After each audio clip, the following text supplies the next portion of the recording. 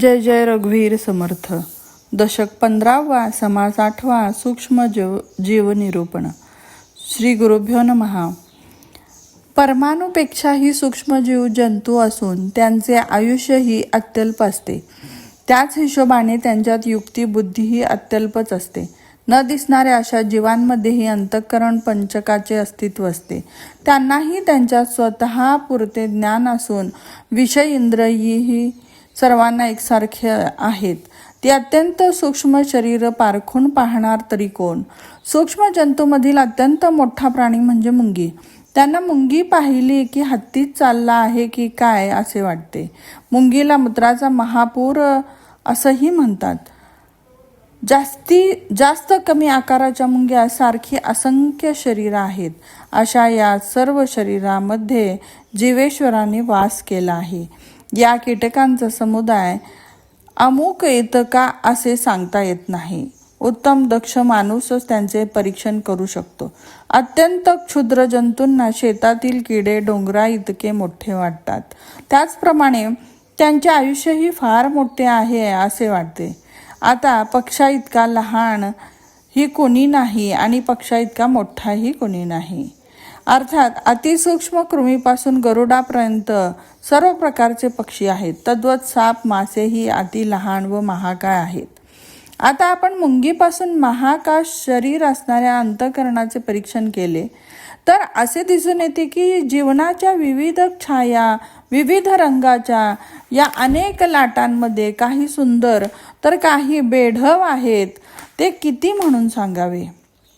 परमेश्वराने काही शरीर नाजूक तर काही कठीण निर्माण केली आहेत. काही शरीर तर सोन्यासारखी झगमगतात. अशा तऱ्हेने प्राण्यांमध्ये शरीर भिन्नता, आहार भिन्नता, शब्द भिन्नता, गुण भिन्नता असे अनेक भेद असले तरीही सर्वांमध्ये अंतरात्मा भेदरहित एका रूपानेच असतो. जगात अनेक चमत्कारिक घातक प्राणी, मारके प्राणी आहेत आणि कितीतरी अपरूप प्राणीही आहेत. त्या सर्वांचे विवरण करून पाहणारा कोण आहे बाबा? सर्वजण बहुशः आपल्या पुरतेच थोडेफार जाणून आहेत. या पृथ्वीमध्ये 9 खंड आहेत आणि 7 समुद्राने वेढले गेले आहेत. ब्रह्मांडाच्या पलीकडे असणाऱ्या त्या पाण्याबद्दल कोण विचार करतो? तेथेही पुन्हा अगणित जीव आहेत. त्या बृहदाकार जीवाबद्दल कोणाला काय माहीत आहे? तेथे जीवन आहे, तेथे जीव असा उत्पत्तीचा धर्मच आहे. त्याप्रमाणे भूगर्भात कितीतरी पाणी असून त्या पाण्यातही शरीर आहेत. त्या लहान मोठ्या सर्व वस्तू कोणाला काय माहीत आहे? बरं, एक प्राणी असा आहे की त्याला पृथ्वीचे दर्शन न होता तो आकाशातच असतो. तो अंतरिक्षात इतका वर असतो की त्याचे अंडे बाहेर पडत असताना त्यातून पिल्लू बाहेर पडते. त्याच्या पंखात बळ येते व ते पुन्हा वर आकाशातच उडून जाते. तात्पर्य, आकाशात उडणारे प्राणी, भूतलावरील प्राणी, पाण्यातील प्राणी इत्यादी 84 लक्ष योनी असून त्या सर्वांबद्दल कोणाला काय माहीत आहे? उष्णता, तेज नसलेल्या ठिकाणीही जीव योनी दिसतात. कल्पनेनेही प्राणी होत असतील.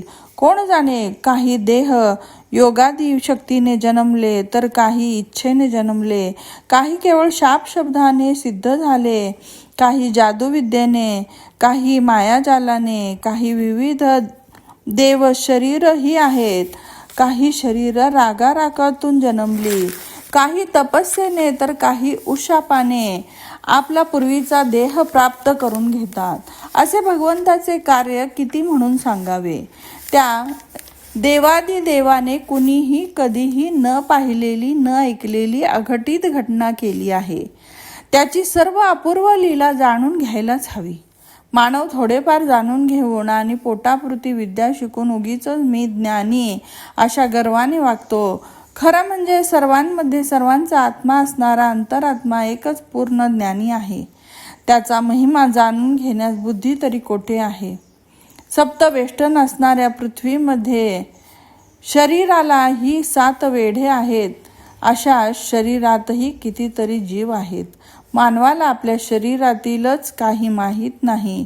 मग ते सर्व काही काय जाणू शकतो? तो आपल्यातील अल्पज्ञानानेच मिरवतो. अणु परमाणु इतके सूक्ष्म जीव असून त्यांना आपण विराट पुरुषासारखे आहोत आणि त्या हिशोबाने आपले आयुष्य म्हणजे त्यांना एक युगच वाटते. त्या अल्प प्राण्यांच्या जीवनाच्या पद्धतीही अनंत आहेत. हे सर्व चमत्कार जाणणारा कोण आहे?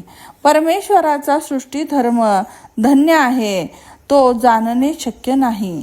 असे असतानाही पापिष्ठ अहंता त्याला वेढली आहे. म्हणून अहंकाराचा त्याग करून परमेश्वराची घटना जाणून घ्यायला हवी. तसं मानवाचं आयुष्य काही जास्त नाही. अल्प आयुष्य क्षणभंगूर शरीराच्या भांडवलावर विसंबून रडण्यासाठी गर्व का करतात कोण जाणे. क्षुद्र शरीर पडून जाण्यास काही वेळ लागत नाही. घाणेरड्या जागेत जन्मून घाण रसानेच वाढलेला त्याला कोणत्या कारणास्तव मोठे म्हणतात हे कसे काय.